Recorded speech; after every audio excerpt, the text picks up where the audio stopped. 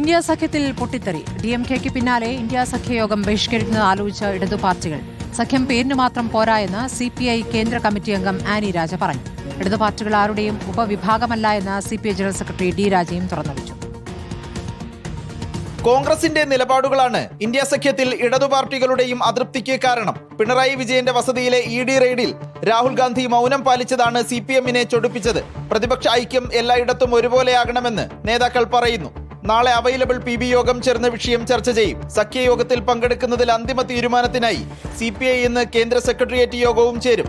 DMKയെ പോലെ യോഗം പൂർണ്ണമായി ബഹിഷ്കരിക്കണമെന്ന് ഇടതു നേതാക്കൾക്ക് അഭിപ്രായമുണ്ട്. ജനങ്ങൾ ആഗ്രഹിക്കുന്ന രൂപത്തിൽ പ്രവർത്തിക്കാൻ ഇന്ത്യ സഖ്യത്തിന് കഴിഞ്ഞിട്ടില്ലെന്ന് ആനി രാജ. സഖ്യമുണ്ടാക്കേണ്ട ഒരു അവസ്ഥയിലേക്ക്, ആ ഒരു സാഹചര്യത്തിലേക്ക് എങ്ങനെയാണ് പാർട്ടികൾ വന്നു ചേരുന്നത്? ജനങ്ങൾ പ്രതീക്ഷിക്കുന്നതുകൊണ്ടാണ്. വീണ്ടും വീണ്ടും നിരാശപ്പെടുത്തുന്ന ഒരു സമീപനം ഈ ഇന്ത്യ മുന്നണിയുടെ ഭാഗത്തുനിന്നുണ്ടായിട്ടില്ലേ എന്നുള്ളൊരു സംശയം ഞങ്ങൾക്കുണ്ട്. ഇടതു പാർട്ടി നേതാക്കൾ കൂടിയാലോചിച്ച് തീരുമാനമെടുക്കുമെന്ന് D രാജ.